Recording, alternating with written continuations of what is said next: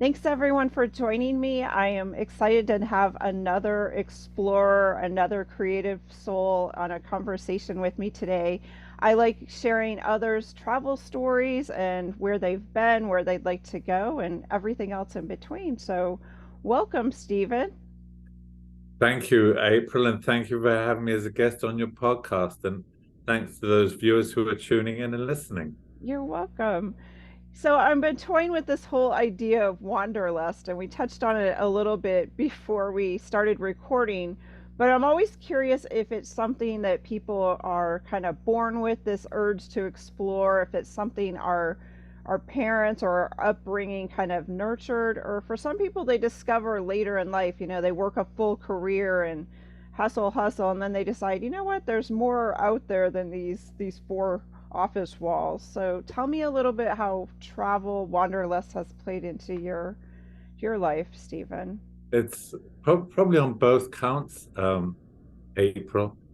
I was born in England, and when I was a child, the family emigrated to Southern Africa. It was then Southern Rhodesia. It's now Zimbabwe, but then it was Southern Rhodesia, and we spent a couple of years there. And then my father took a job in a country called Basutoland. It's a little landlocked country surrounded by South Africa. It's now called Lesotho. They've all changed their names. And I was shipped off to boarding school in South Africa. I hated every moment of it, but there were no schools in Basutoland where we lived, so there was no choice. And then when I finished school, I went back to live in Rhodesia, and I joined a company called NCR as a trainee computer programmer.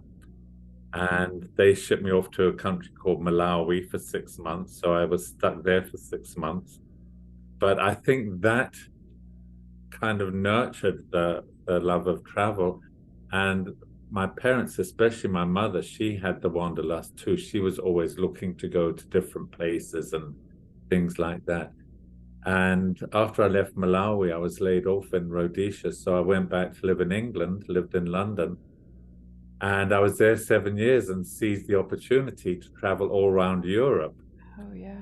and saw all those European countries. And of course, they're all different cultures. And I loved every minute of it.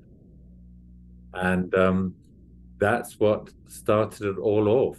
And then, of course, when I came to America, I started going to more adventurous places across the globe and travel to all five different continents now and 41 different countries.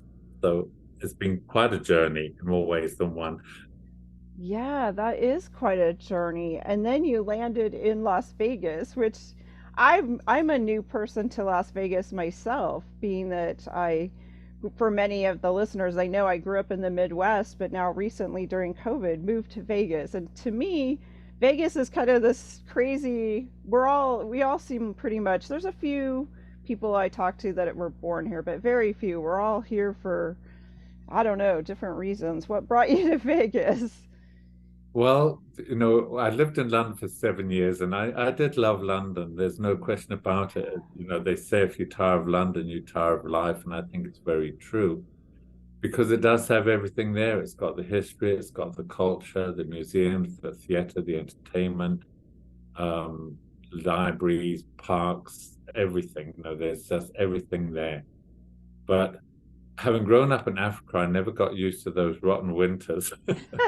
You don't see the sun for about 6 months, and of course the taxes are sky high.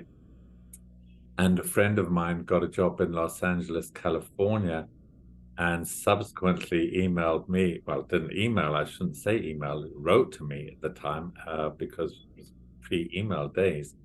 And she wrote to me and said, we're looking for people to work for our company. Would you be interested in coming over? And the prospect of coming to Los Angeles, palm trees and sunshine Yeah. and the glamorous Hollywood and all of that stuff. And I'd never been to America, of course, at that time, but I just cast caution to the wind and I packed up and spent 27 very happy years in Los Angeles, California. But then it got so busy, April, and the traffic got so Oh my bad. gosh, yeah. And my business partner and I were spending over 3 hours every day just getting to visit our clients and back. Wow. at the beginning of 2003, he said, let's make it a goal to move the business out of California. And because that's where most of our business was, we had to be somewhere where we could, in the computer business, computer software, we had to be somewhere where we could fly in quickly. And so I landed up being as one of the people that thought I'd never live in Las Vegas and landed up living in Las Vegas. And that was 21 years ago. Wow. Um, but I must confess, I love Las Vegas. There's something about it. I still think it's a great community. It's still got a small town atmosphere, if you will. I think that people are very warm, very friendly, very giving. And I think it's a fabulous community. And I used to come up here every 4 or 5 months or so when I lived in California, see some shows, have the brunch, and have a Yeah. flutter on the machines and things like that. Uh, but I never imagined it to be quite like it is living here. It's a whole different world, and I think people say, "Well, what do you do in Las Vegas other than gamble?" Well, we do what everybody else does. We go to movies, we go to plays, we have museums. We have dinner parties, we play bridge, canasta, or whatever. We just do like anybody else does in any other city across America. But Yeah. it's something very fascinating. It does have everything here in Las Vegas, really, in my view. Yeah, it really does. And having just, like I said, left Los Angeles too, I love the fact, as a traveler, the airport is so easy to get in and out of. I have to say, it's like 15 minutes to get to the airport and start my journey is far better than LAX. It was just getting to be, oh my goodness, you could spend an hour or more just waiting in the out part of the, trying to get to the be dropped off at the curb, but to go Yeah. anywhere, it was a nightmare. And forget asking anyone to pick you up at LAX. The last few times it's like nobody wants to pick you up at LAX. They're scared they'll never get in, and once they get in, they'll never get out. Right. Whereas Las Vegas, I'm sure it's, most of no most of the time it's like nobody minds. It's an easy pick up, drop off. Yeah. It's not too bad. But Vegas has a lot of stories, and that's the storytelling is what drew me to meeting you, Stephen, was you were speaking at a book event and you were telling us about Chapel of Eternal Love, which to me could be, it's amazing to me. We are the wedding capital of the world, supposedly. And there's all these little chapels, as we know. So tell us about what inspired, and was Chapel of Eternal Love your first book? Yeah, well, it's the first published book. Um, the first book I wrote, April, was about my travels, because as I mentioned earlier, I've been to 41 different countries, and I'd never really thought about writing a book. But one day I suddenly thought, you know, it's been an amazing journey through life, going to all these different countries, all these different customs, and all these different cultures. And I thought, I should really put all these experiences down on paper. So I did. I sat down. I spent 2 years writing the book. Then, of course, I didn't know what to do with it once I'd written it. I'd never met any authors or publishers, and I did a little Google search on the computer and stumbled across a group called Las Vegas Writers Group, and they're just down the road from where I live. So I thought, great. I signed up online and went to the meeting, and that night there was a publisher. She was a guest speaker, and I thought, great. But unfortunately, the first thing she said was, unless you're writing women's fiction, forget it. That's all people are reading. And I thought, women's fiction?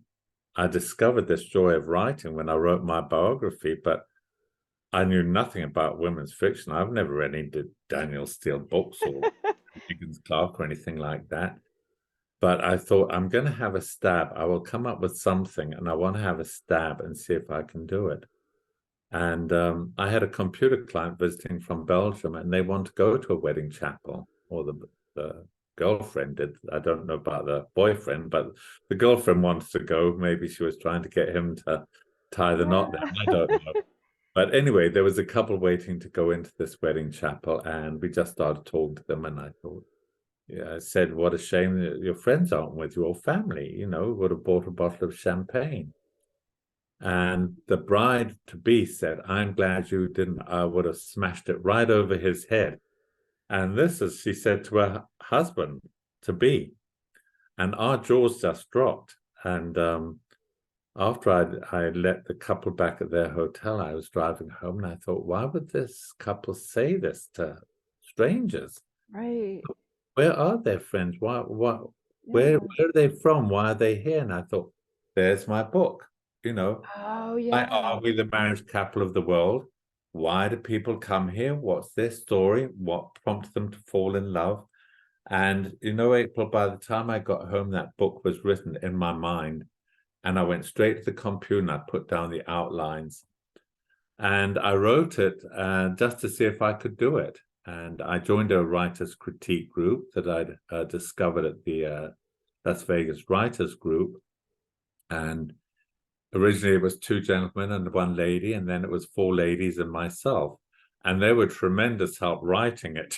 As you Oh, can imagine, women and men see things from oh, different definitely. different angles, different perspectives. So they were very helpful. And when I finished writing it, I just put it in the back of the computer. I never planned on publishing it. And I wrote a murder mystery and took that to be published. And the company said, "Have you written anything else?" I told them, and they said, "Oh, you've got to get your wedding chapel book out there." And I said, "It's not intended for publication. I don't even have a title for it." But they said, "Get it out there." And so they helped me. They came up with the cover design and they did the typesetting and the editing and what have you. And out it went. And much to my surprise, it started winning a couple of awards and it even spawned a sequel. You know, Yeah. people want to know what happened to the couples after they left the chapel. And my reaction was, who cares? These aren't real people. You know, they're fiction. But the readers had invested their time, their emotions, and they wanted to know. So it even spawned a sequel called Return to the Chapel of Eternal Love, and that revisits all the couples in the first book 5 years down the road and where their lives have taken them. So it was a fun write. The sequel was especially fun because it was never planned. Yeah, that is interesting. And I did start to read the beginning part of Chapel of Eternal Love, and it just draws you in, and the characters feel like people you know. So it's amazing to me that these are just fictional people because you have so many details about them. They feel like people I must have met somewhere in a former life. I don't know. That's what a lot of readers have said, that they know somebody that went through that experience, or it sounds very similar to somebody they know. Did I know this couple? You know, I'd started Yeah. getting emails, and it's no, it's all imagination. And it is a strange dichotomy, April, because we are known as Sin City, and yet we're the I marriage know. capital of the world. I mean, how much of a contradiction is that, really? Yeah, really, that's That's what I feel that's like. the beauty of Las Vegas, isn't it? You know, Right. It's it's like you're right because I don't think of it, there's like the mob history and then there's always, people winning and losing and, this craziness kind of, but you're right. It always strikes me as curious that so many people choose to get married here of yes, all the places. I mean, yes, and I think there's over 50 wedding chapels, I think, here in Las wow. Vegas, and we're probably the only city that's got a wedding chamber of commerce. No, there's actually a wedding chamber of commerce here in Las Vegas, and I know the industry, it brings about $2 billion into the coffers of Las Vegas. Um, you know, with what it brings to not just in the licenses, but the bakeries, the wedding cakes, and the Right. wedding dresses, and the florists, and catering, and the hotels, and all that kind of stuff. It's a huge part of our income here and revenue in Las Vegas. Yeah, and it's fascinating that your readers demanded a second book essentially to find Yes, out what happened to them. yes. How rewarding from something that you just kind of, like you said, the whole idea just spawned from a chance encounter. Well, and especially since I never planned to publish it anyway. Um, so yes, it was very rewarding and very humbling too, you know, because I never thought I'd write a fiction book. I'd never planned on writing any fiction books at any time in my life. I never took a writing class. Some people might say that's obvious, but um, No, I don't think so. I don't, like I said, the writing is just so, it draws you in, it's well written. I'm curious though, from there, and I don't remember, I think you said you wrote the murder mystery first, and then, again, just two very different genres. well, yes, I wrote the murder mystery because I thought that would also appeal to women, and I think there are more people interested in murder mysteries. And but then I wrote a book that showed the other side of Las Vegas. It's called Discreetly Yours, and that's about three ladies in Las Vegas. They work for the most exclusive escort agency in Las Vegas. Yeah. The guy that runs it treats them like dirt. He's truly not a nice person, to put it mildly. And they come up with a perfect crime to get rid of him. And with these ladies, as they plot and they plan, they scheme and connive and execute the murder. Then they've got to live with the consequences. And then the mystery, of course, is, did they actually come up with a perfect crime, or did they overlook one little detail that brings everything crashing down? So that was a challenging write, because I think it's very hard. Personally, I don't know about other male authors, but it's not easy, I don't think, for a male to write for women, because we do think differently. My critique group has just been a godsend throughout all the books. They've really been most helpful. But I didn't do any research. I have to say, there was no research on Discreetly Yours about the ladies who work for the escort agency. It literally was 100% imagination. And it's hard enough to get inside of the mind of women for me, let alone three women who work for an escort agency. I mean, that's Yeah, something that's a I knew stretch. absolutely nothing about. So that really was a terrific challenge. But to me, writing has to be a challenge. That's why I like to write in the different genres, because each time it's something new, it's something different, and just see if I can make it work and make it happen. Yeah. But It's kind of like travel. It's gonna twist and turn, and challenging yourself to write something that's so different. I mean, thinking about, we read these stories in the news about people that end up for various reasons murdering someone. It always imagine, it's just kind of, it's hard to get into that mindset of what would push you to that point. So to write about it, I think would be challenging too. When meeting you, I don't feel any of that at all. well, I have to confess, there might have been times when I felt like murdering somebody, but still haven't actually done it. Right, It's, right. it's, as I said, Discreetly Yours was uh, a whole new experience. Murder aboard the QE2s was an experience, again, because I've never actually murdered anybody, and I've never been married. So the two chapel books, they say write Oh, about what you know, and I don't. I write about things that I know nothing about, but somehow they seem to work, Uh, don't know how or why, but they seem to work. And for the main part, people seem to enjoy the books, which gives you enormous pleasure when you get a review or a comment from somebody saying how they enjoyed a book. It's very humbling. yeah, it is, especially since it is a personal reflection. I kind of feel like it's tied to like painting a painting, or, because you're putting yourself out there in a way that's pretty vulnerable. I mean, it's subjective. Some people may love it, some people may hate it. So, and people often are very vocal about art in its various forms, whether it's written words or paintings. And Yes, or acting, any of that. But yes, if you put yourself out there, you do open yourself up for criticism. But April, I think that's okay.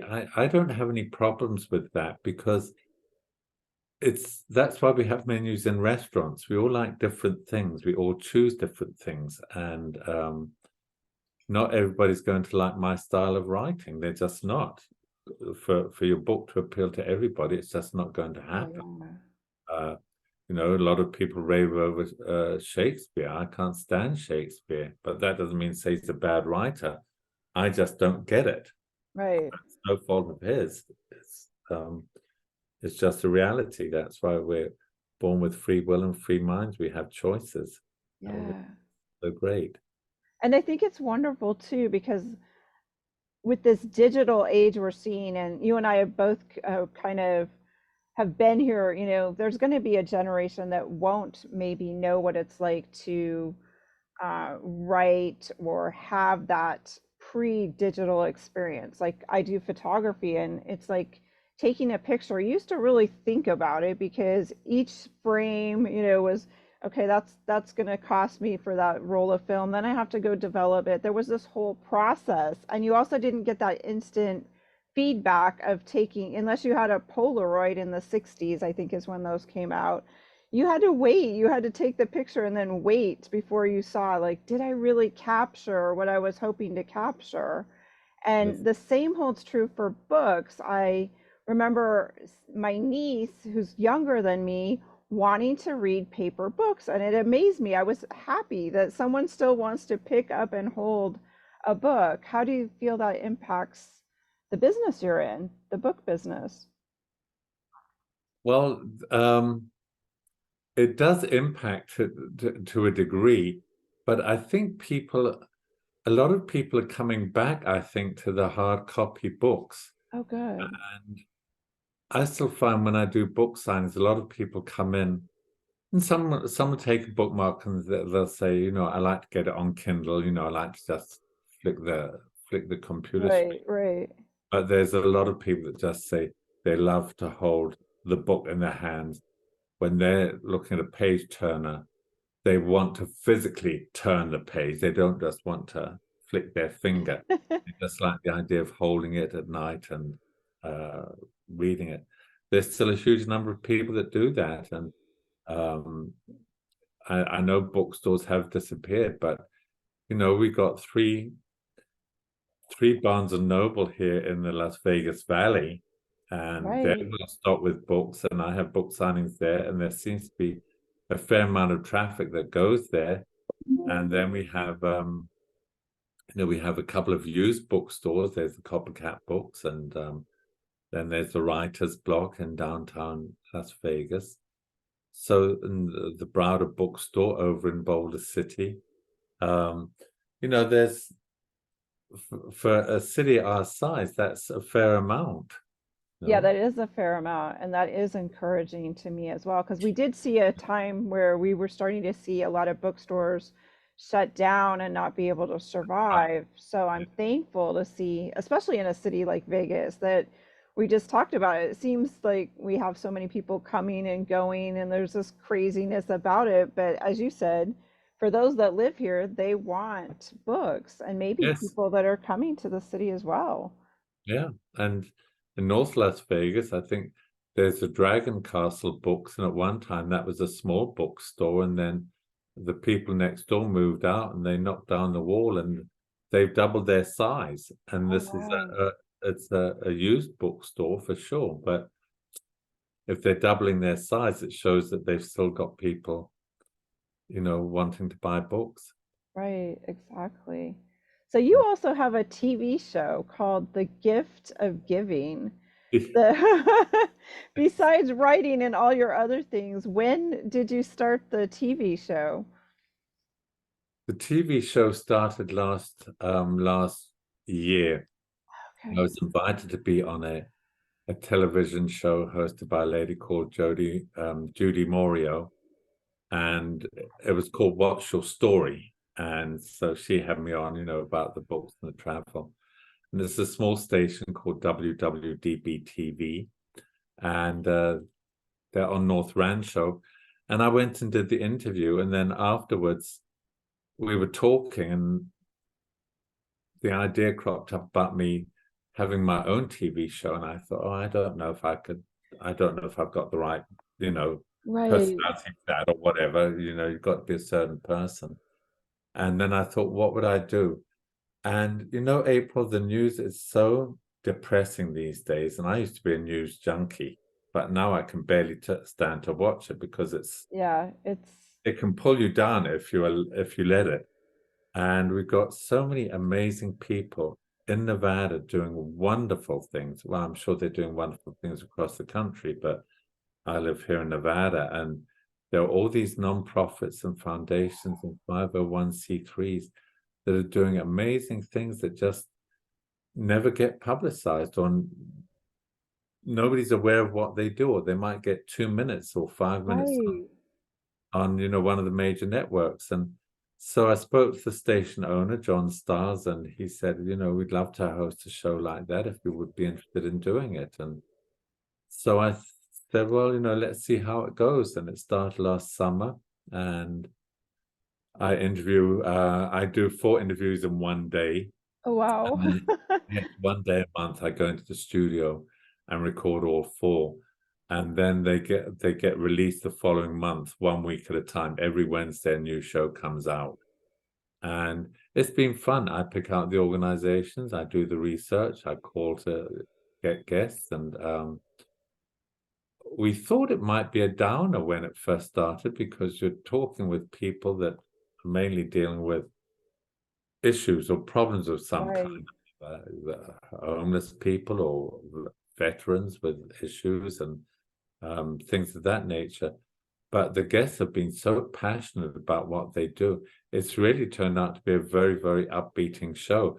Again, very humbling because you suddenly realize all we moan and complain about the tiniest things. We've really got nothing to complain about when I listen to some of these guests come on the show talking.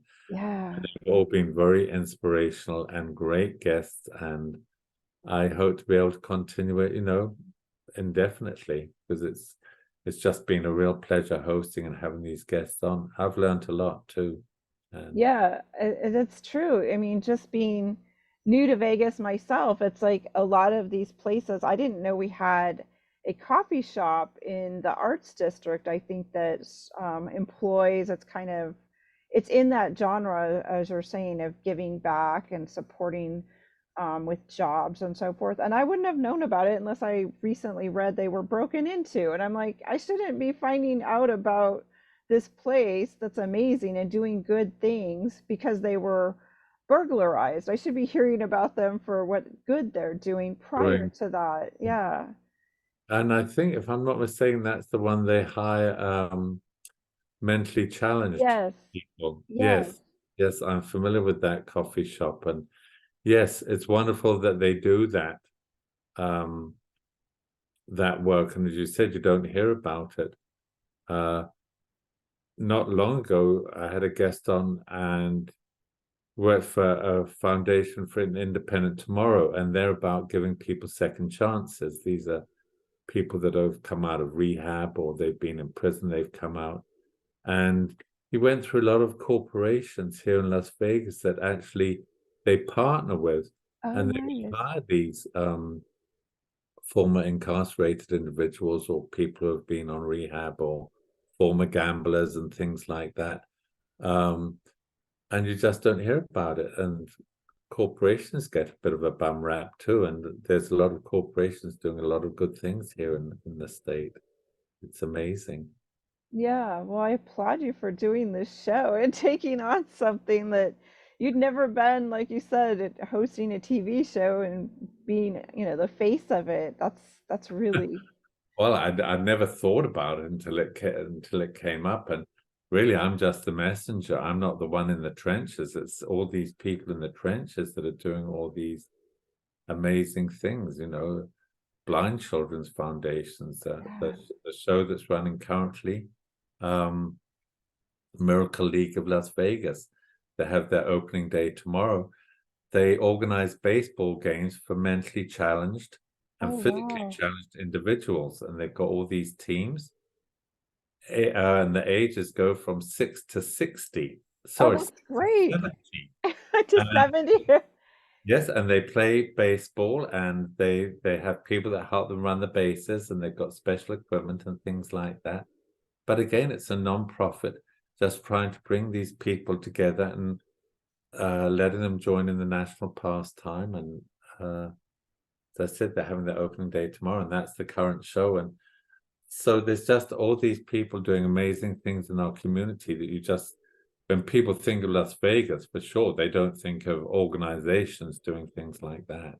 No, they don't. And like you said, corporations often get a bum rap, and we think that they're just, taking away small business, but we're not exposed to the good aspects that they are trying to do, or if they're offering scholarship programs, or as you said, hiring individuals that need a second chance that might not get a job just based on their resume and, need an opportunity. So where can people find the TV show? Because I'm sure they can view it online or go to a website at least. Yes.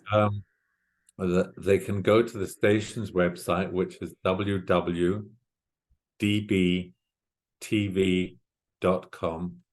And it's only two W's. It stands for Worldwide Digital Broadcasting Oh, TV. That's where the initials come from. And the station hosts a whole bunch of programs. They can just scroll down, they'll see the gift of giving. Or they can go, they can check it out on Roku as well. Again, they just type in on Roku, they just put in WWDBTV and up it'll pop the station. And also I have a Facebook page and it lists all the interviews. And as I said, one goes out every Wednesday and it will stay there through the following Wednesday. Then it will drop down so they can watch all the previous interviews. They're out there forever. That's the beauty of the YouTube interview. yes. Not like watching it on one of the regular stations. If you have to be out making a cup of coffee, you miss it for 5 minutes, it's never seen again. On YouTube, it is out there forever. So that's what's great. It is. I love that actually. It gives a place where you can go back because as you know, we are, people are busy and you have this wonderful show and you want to see like, well, what other people and individuals and organizations can I support? You have a reference now to go back and watch it. Yes, yes. It's been a fun. I've learned a lot from it. That wasn't necessarily the intent, but it's certainly one of the consequences. Yeah, exactly. So circling back to travel a little, do you think of where out of all these 41 countries are there places you didn't really pick some place that you would return to, but are there places that you would go back to if there was time and money weren't an object and Yes, the latter being the key word. Funny one. Um, I think one of the most interesting places my business partner and I went to was Bhutan up in the Himalayas. Oh wow. It's a very, very beautiful country, and when we went, it its borders had been closed for several years, and I think about 15 years before we went, the new king opened it to tourism, but very limited tourism. There's only two flights in there. There's no roads to get in there. Oh You have to wow. fly, and you have to fly on their airline, and the airline only holds 80. They have one plane that holds 80 people, and the flights go in 2 days a week, and that's it. So it's very, very limited, and you don't really walk around or hire a car. There's no Hertz rent a car. There wasn't when we went. You're guided through tour guides who are with you from the moment you wake up to the moment you go to bed at night. And it's an interesting country because it's the government. It's a kingdom, so a third of the government is the monarchy, and a third is the Buddhist monks, and then a third is the general public at large. So it's a very interesting way of life. It's a very innocent, pure way of life. And the people are just, because they're all Buddhists, they're all very warm, they're very loving, they're very giving, they're very helpful. It was just a wonderful spiritual journey. And in the country itself, there's only 1/4 of a mile that is straight. The rest of it throughout the country is all twists and turns, up hills, down dales, Oh wow. through valleys, mountains, streams, waterfalls. It's the most beautiful scenery you could ever imagine. Could ever imagine. I would like to go back there, but I don't know. There's still other places on the bucket list to go to. Right. But that's one place, and the Galapagos Islands was a wonderful adventure. To go down and you, all the animals there are so tame because they've never been hunted, so they don't know fear. And you can go out and swim, and the seals are swimming right next to you, or there are birds on the ground, and you can just walk up and kneel down and put out your hand with a couple of seeds on, and they won't fly away. They're not frightened or anything like that. It's an amazing experience to go there as well. Oh, that sounds amazing. You're right. I hadn't even given that much thought. Like you said, they haven't been hunted, so that Yes, whole concept of fear and flying away and identifying you as the threat yes, isn't yes. present. And they're floating islands, so they've never been attached to a mainland, which is, probably why they've never been hunted. And, it's known for its tortoises and, of course, Charles Darwin's, evolution theory. But even the tortoises that they have there, you could go into the caves where they were. And we went in, and after everybody left, it was just my business partner, myself, and the one tortoise put his neck out for us to stroke. And Oh, normally tortoises, they pull their necks back in. right. These ones, they put their necks out, allowing you to stroke. It's just a wonderful. You feel you're in touch with Mother Nature. Mother Earth. It's beautiful. Ah, amazing. So, what are some places that are on your bucket list after 41 countries? Well, we've tried to visit countries that aren't overly tourism. One of the countries we did visit was Hong Kong, and we loved Hong Kong, but just the mass of people. So we try and go to places that are less touristy or less commercialized, if you will. And one of the countries I still like to go to is Greenland and Iceland. I know Iceland is becoming very touristy, Yes. uh, but I'd still like to go there. And I'd like to go to the three Baltic states, Estonia, Latvia, and I'm trying to think of what the other one is. There's three of them up by Denmark and across from Scandinavia, Latvia You're right. We don't hear much about those Baltic. states. Well, they were closed for a while too, weren't they? When they were under Right. communist regime, when it was communism, and it's only recently they've been open. And I would like to go down, take a trip down the Danube to the imperial countries, Hungary and Romania and Bulgaria. I think those would be interesting. Valley of the Kings in Egypt, I think, would be a nice thing. Oh, yeah. It is beautiful in And Egypt. one down the Amazon. I'd love to go down, take a cruise down the Amazon River to into the tropical plantations and rainforests and places like that. I think that would be an interesting place to go. Right. Yeah. And of course, there's so many countries that I'd like to go to. Lots of states in America that I haven't been to that I'd like to, but I'm saving those for the days when I can't fly anymore, but I can still drive, or maybe I won't feel like flying anymore because it becomes too much of a hassle. Right. Right. I think, It's not the joy that it used to be, not taking off all your shoes and your jackets and your coats and all of that stuff. And I appreciate that it's necessary, but it's not like the old days where you could just hop on a plane and hop off, and it was all so simple. But right. the world's changed. Yeah, and it's also not as, I don't know, you hear all these crazy stories about misbehavior of the passengers. And it's like, when did we lose some of the just the common courtesies? Like, flying used to be, you saw at least I look at the pictures of, back in the 60s and maybe even the early 70s where it was people dressed up. It was an occasion. You were excited. You were going to try to look nice and be proper and, it was important. Oh yes, yeah. Well, I remember in Africa when I was working in Malawi, and I used to have to fly back to Rhodesia, but I always wore a suit and a tie. It's just how it was. You Right.